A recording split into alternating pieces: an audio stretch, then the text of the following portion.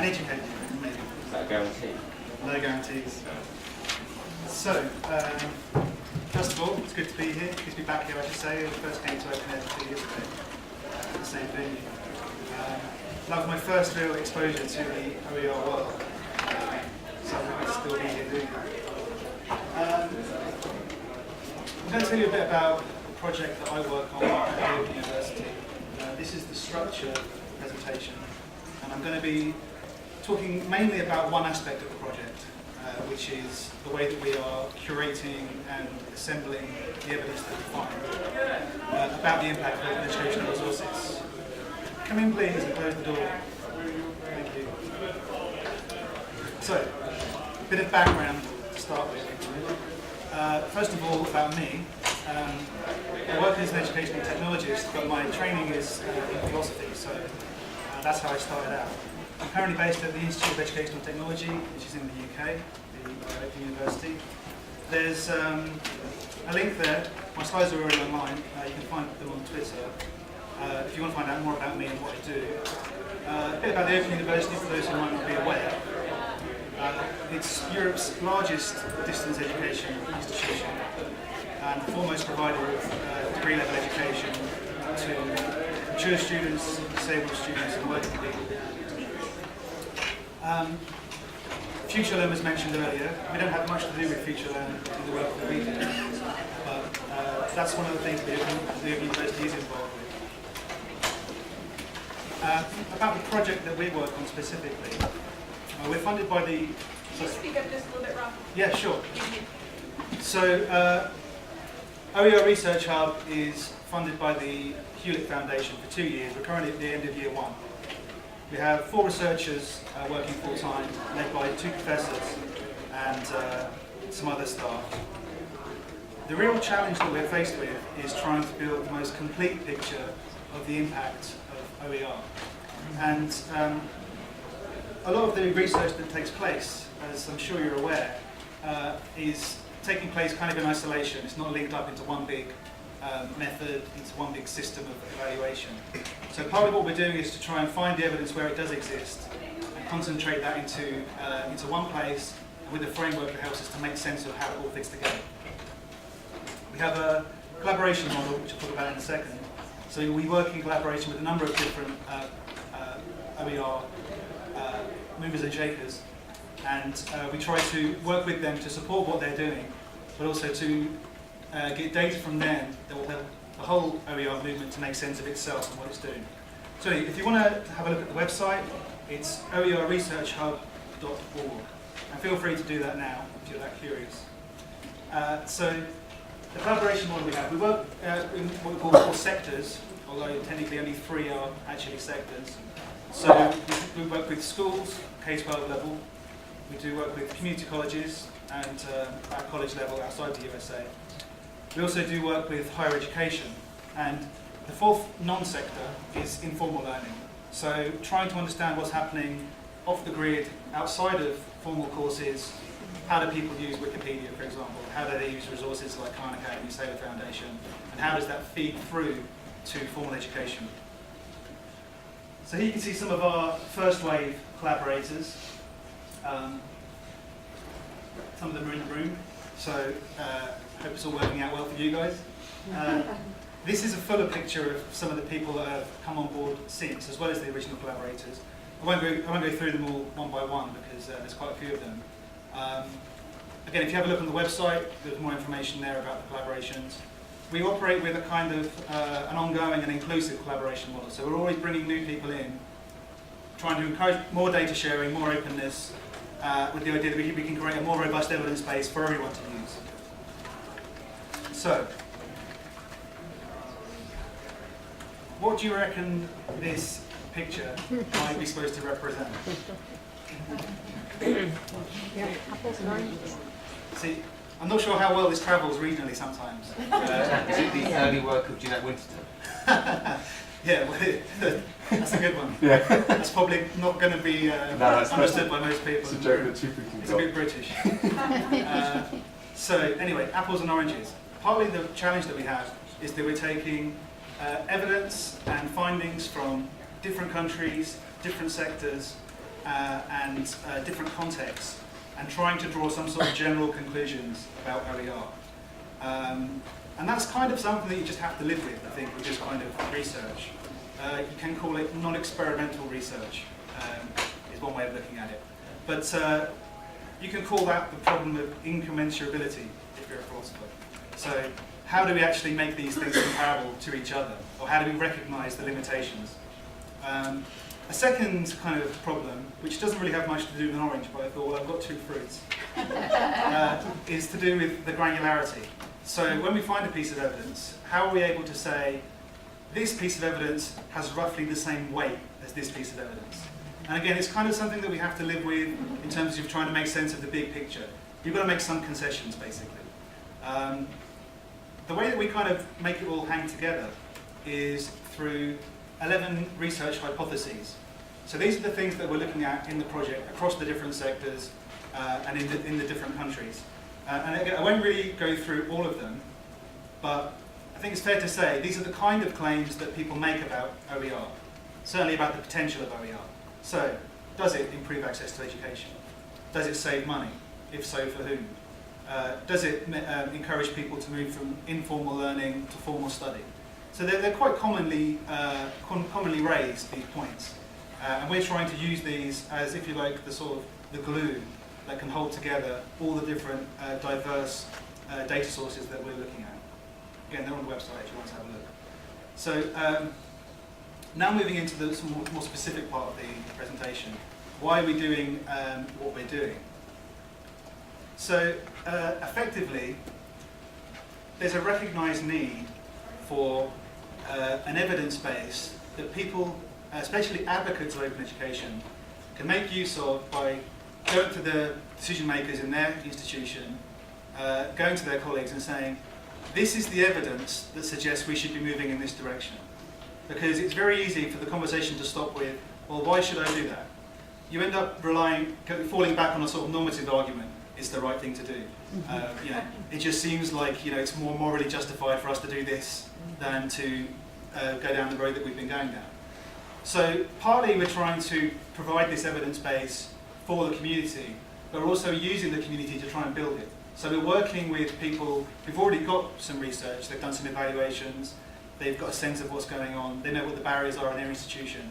We're trying to draw on that to build a bigger picture of what's going on. So, so it operates on the collaborative model.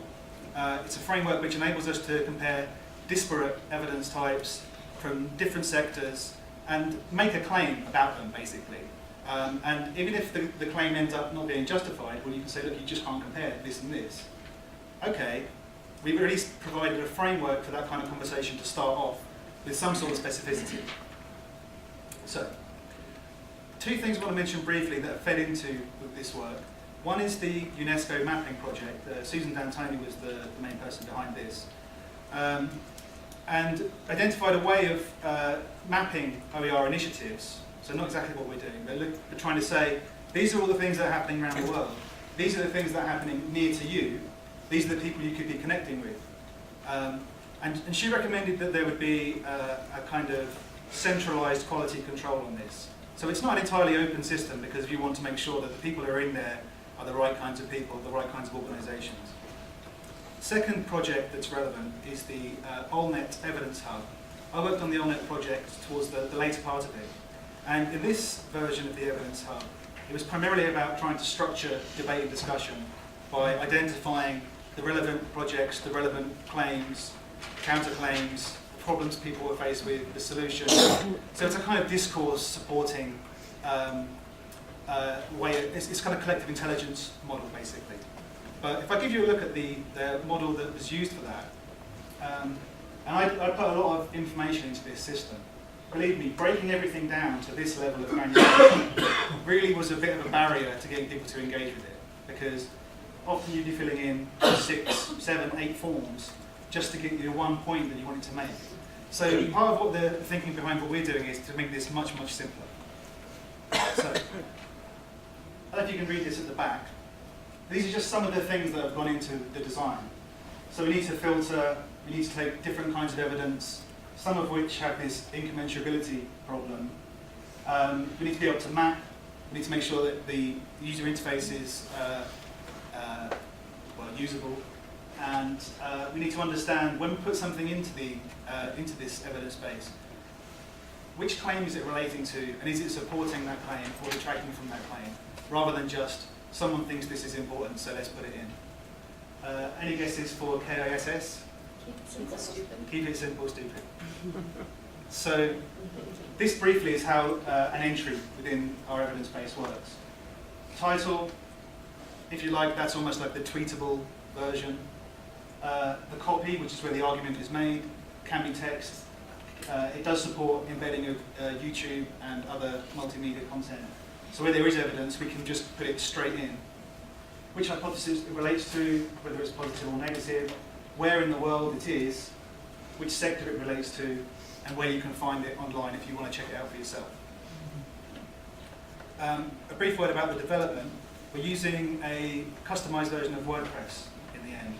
So this lets you do a lot of the blogging functionality is reproduced within our system, but it also lets us make the code open, makes it customizable, means we can have more plugins in the future with more functionality, so we can keep iterating.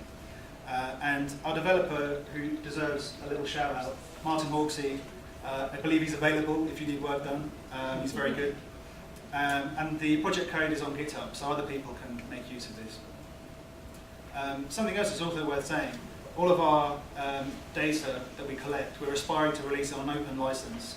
Similarly, the research instruments that we've developed, like survey templates, interview questions, focus group talking points, all of that will be released on the CC license as well. So anyone in theory can take this and replicate our research in their own context and then contribute back to the evidence base, whatever they've found. But they don't have to do that, but they can do that if they want. So, if you want to have a look while I'm talking, the system is live. If anyone's got a phone or a tablet they want to use. I did have it, I had it on my stick, but it's not on this slide. The address is sites.hawksey, HAWKSEY.info/OER hub. So, sorry, I did have it on this slide, but I've had to change computers anyway. So it's sites.hawksey.info/OER hub. I get 404. Oh, really? All right, well, forget that then. Just look at the slide. Hang on, let me see. I'll keep looking. Okay. Anyway, this is what it looks like if you could see it. You can't spell? Yes. Yeah. It's a pedagogical exercise. Yeah. So anyway, this is what it looks like at the moment. I'll talk about the different visualizations that we've got in a second. But the idea is that it's very intuitive, you can explore it easily. These are what some of the entries that are already in there look like. So at the moment, we've only had it up online for a couple of weeks. There's maybe 15 or 20 things actually in there. But the idea is, here's the basic summary. This is why it's relevant. This is the method that was used to generate this evidence. This is what it relates to. We've got a kind of rule of thumb about granularity. You just have to put enough in there to make the case why it's relevant to the hypothesis. You don't need to put anything more in that. Although it would support full case studies, you could go on and write a lot, basically. So here we have some stuff about access. And you can see which country it relates to, which sector it relates to, and so on. Here's another example. This is where we did some field work, interviewed somebody, and we just put the quote straight in. So it's anecdote, it's still a form of evidence. Sometimes that's the best form of evidence you can get for some things. So in a way, if you limit yourself to only looking at these kind of peer-reviewed, controlled variable experiments, you're just going to find there's not very much out there as far as OER goes. And here's another example just to show you how we embed a YouTube video. So moving on to the visualizations. So with this evidence map, what you're seeing is, for the total here, the orange ones are positive pieces of evidence, so they count towards a hypothesis, grey counts against. This Sankey diagram shows you the flow of evidence. So we can see straight away which hypotheses have we got the most information for, and which the least, which sectors is the most of our information based in, and what's the balance of positive and negative evidence. So this map is zoomable, so you can zoom in on a country. Again, I think, so with the live version, you can now see nodes on the map, and you can click straight through to the evidence, And they're color-coded depending on whether it's a college piece of evidence, whether it's positive, negative, and so on. I think, yeah, sorry, excuse me. I think I've used the wrong slides because let me just switch seamlessly to the up-to-date ones that are on the USB. Well, You hardly notice. that one. Okay, so yeah, there's the shortcut. If you wanted to go and see it yourself, tinyurl.com/OER impact. That's a bit easier to remember. Could you get to Yeah, sure.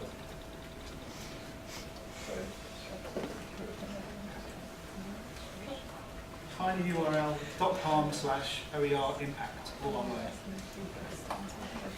So, where was I? Visualizing the data. So, this is how I wanted to do it. So, starting off with the Sankey diagram, you can see there's a bit more data in this version. But again, these are the hypotheses, this is the balance positive negative, and this is the sector. So you can click directly on these and it will take you straight through to the evidence for that thing. So you can isolate, just show me the college sector, just show me the positive evidence about access. And we can do that. So there's the world map again.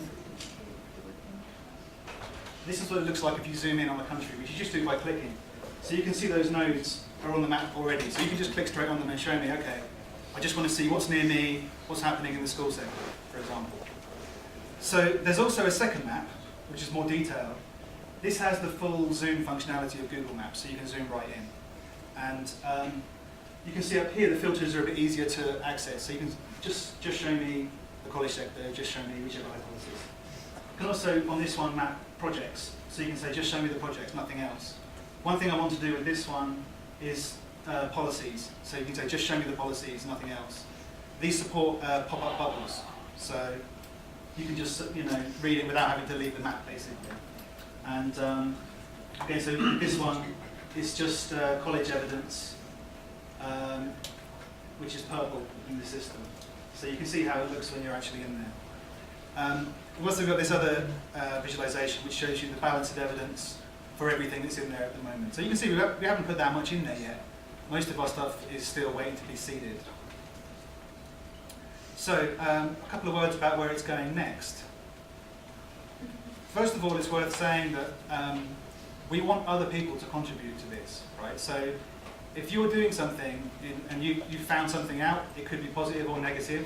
It could be that you don't know exactly where it fits within our own hypothesis structure. You can still send that to us. We have a Google form set up. We try to make it as easy as possible to people to contribute their experiences back to us. And it doesn't matter if it is just a story, an opinion.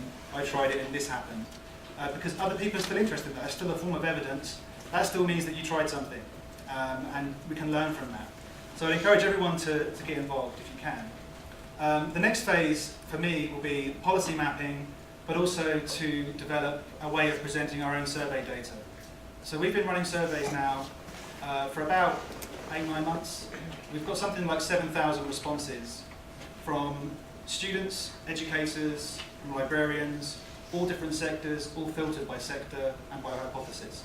So all that information is going to be online for people to explore once we get it up there.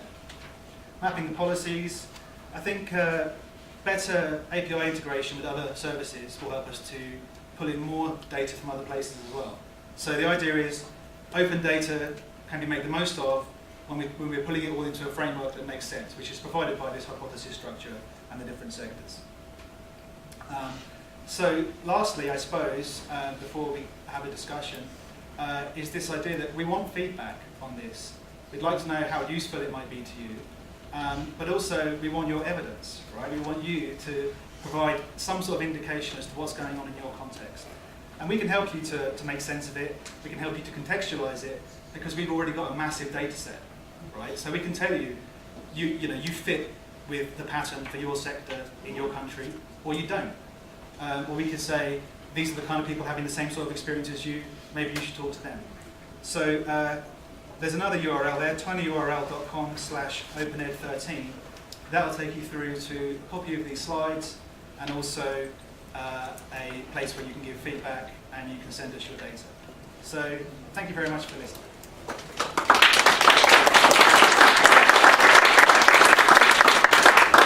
Do we have questions and comments? No, I didn't get the last. At the back, sir. So how do you handle it when two different people interpret the same evidence differently? So could you give an example? So there's a paper, somebody says, this paper says it's good for an OER. Another person reads the same paper and says, actually, I think this is bad. Yeah.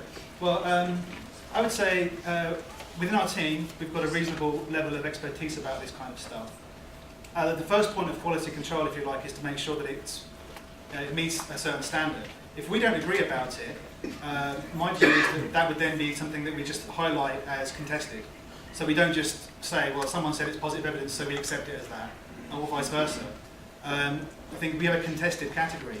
Then it supports the comment and discussion fields below it. So we can downgrade a piece of evidence and say, well, actually, it's just contested. And we can highlight it as contested. If, in the course of that discussion, it proves to be actually, it's positive evidence, someone else, the disagreement is not well founded, we can just change the status of it. So I think we have a way of accommodating that to a point. There will always be some disagreement. This is not a perfect system. It's about having the best view rather than the perfect view, by amalgamating viewpoints and trying to work out whether or not, when there's a disagreement, we can arbitrate in some way. Anyone else? Sir? Are you collecting data on the types of materials that are being used themselves? Yes, so one of our hypotheses is to do with the extent to which open licensing makes a difference in how people use the resources.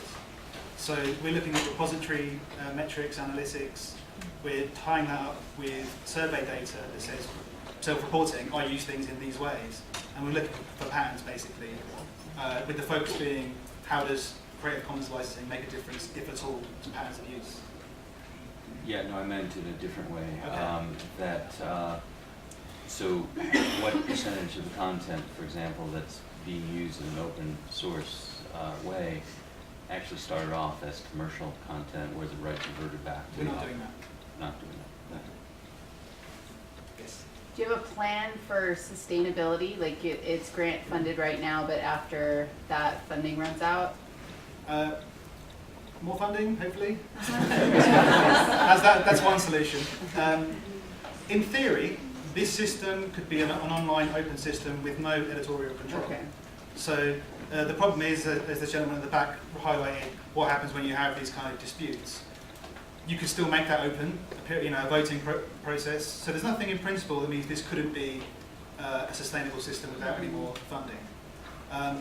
The benefit of, if we're able to get more money, is that having a team of people who are actually able to network and go out and do field work and spread the word about it, that's how the whole thing is if you like taking off.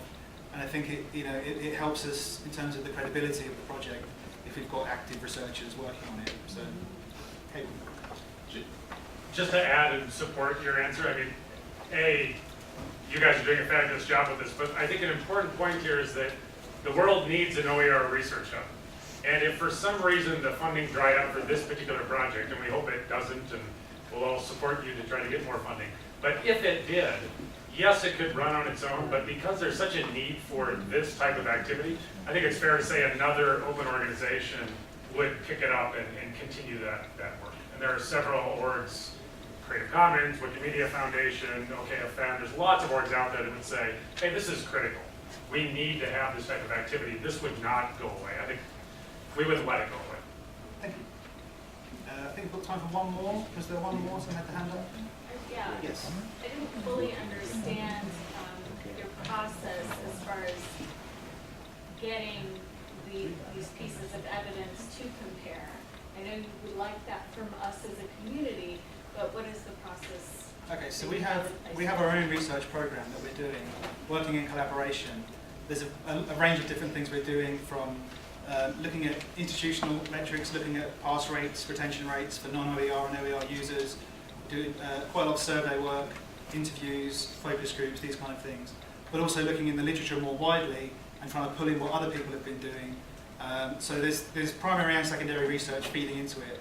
We're also doing some machine-assisted curation stuff. So whatever's going around online, people are talking about this and that, harvesting stuff off Twitter, and trying to just, basically pull in the most relevant things for our hypotheses. In the future, we can just have a fresh set of hypotheses and then do the same thing again.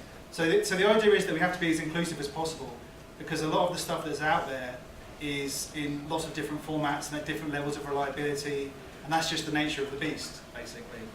So I recognise there's an issue around that, but we have to just kind of, get on with it, basically. I think we're out of time. Thank you very much for listening.